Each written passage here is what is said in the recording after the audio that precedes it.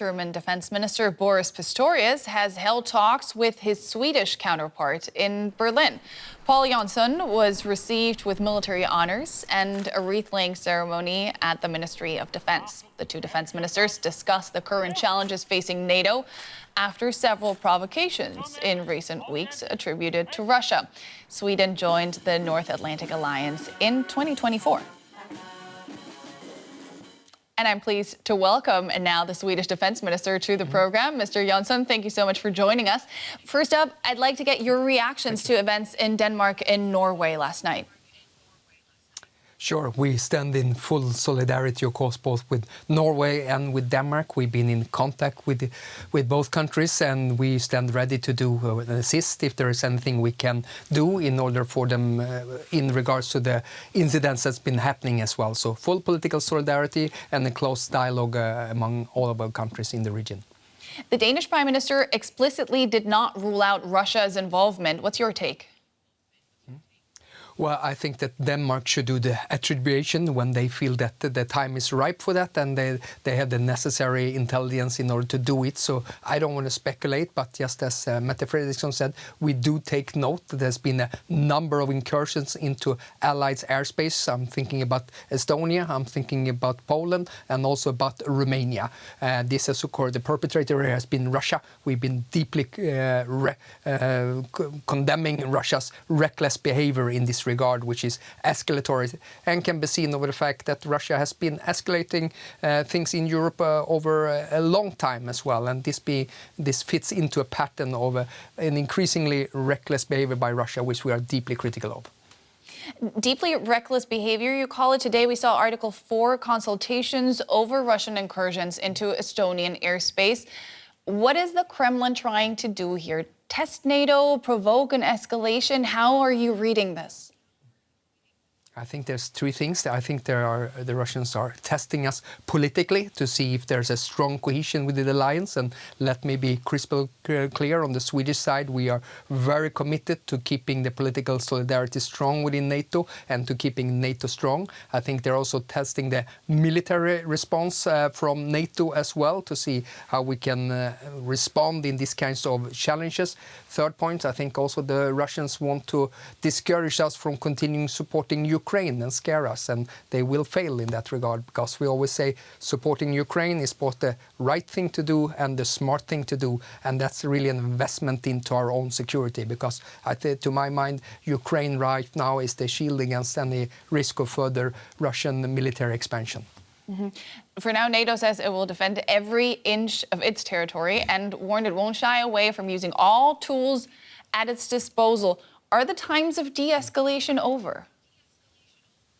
Well, listen, who started this escalation? It was Russia, first and foremost by invading Ukraine and starting an escalation there. Then we've seen an escalatory behavior from Russia when it comes to hybrid operation, everything from cyber attacks and cyber espionage to disinformation to acts of sabotage. So Russia is the one who is escalating, and NATO is responding proportionally and in accordance to international law in order to preserve peace and stability. It's only natural also that NATO takes the necessary measures in order to strengthen the military presence along the territory of all the allies, foremost east as well. And I know SACEUR is working on a concept called Eastern Century. Sweden is willing and able also to contribute into this endeavor. We've been in close contact both with Poland and with Estonia, and as a new ally, we are keen also not to join in NATO to get security, but also to provide security and stability into the region. Thus far, Vladimir Putin has proven to be quite unfazed by what the West does to counter his actions. Do you think any of what you just mentioned will actually deter him?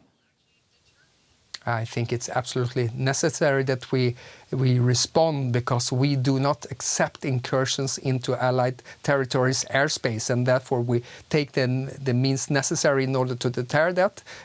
We have, of course, increased our military presence among the most eastern allies. Sweden has contributed to that. After a year after we joined the alliance, we provided a mechanized battalion in Latvia. We put our Gripen fighters over the airspace in Poland, both for doing air policing and and protecting some of NATO's critical infrastructure in Poland that is important for the support to Ukraine. And we're also the framework nation, what's called FLF Finland. And of course, our naval vessels are part in what's called an enhanced vigilance activity also on the Baltic Sea, which is run by SACEUR, because we've been seeing attacks on critical infrastructure on the seabed.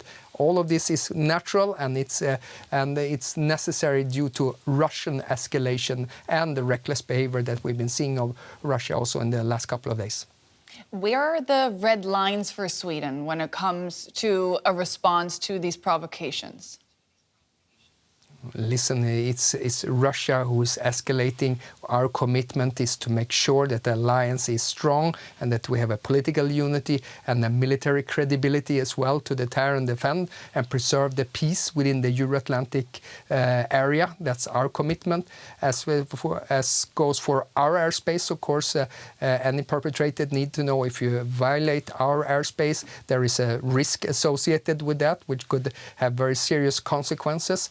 Our Air Force have all the necessary legal framework in order to act if deemed necessary. Mm-hmm. There has been lots of talk about Europe working on its defense independence. I'm sure that was a topic today when you met Mr. Pistorius.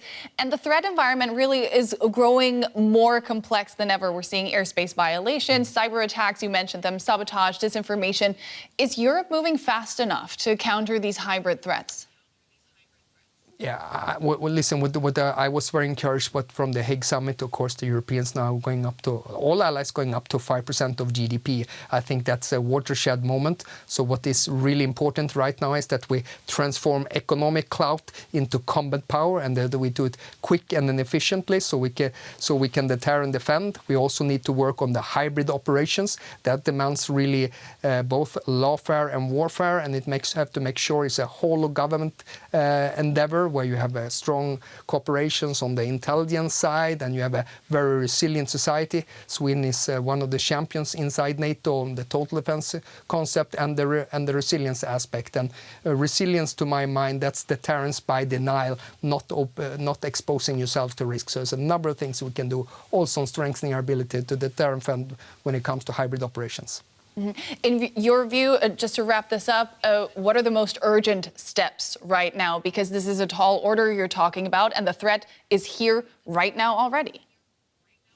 Sure. Well, there's a number of things we need to do in the long run and the short run. I very much welcome the NATO's engagement into this, and not at least SACEUR's role in having also an Eastern Century mission. I think that's naturally that we do that. The other one we should keep in mind, right now Russia is weakened due to the fact that it's bogged down in and around Ukraine, especially on its ground forces, but it has a propensity to take great political and military risk. So we need to use these years now when Russia is weakened in order to speed up both our armament production and our defense capabilities across the whole alliance. That was Swedish Defense Minister Pål Jonson. Pleasure to have you on the show today. Thanks for your time. Thank you for having me.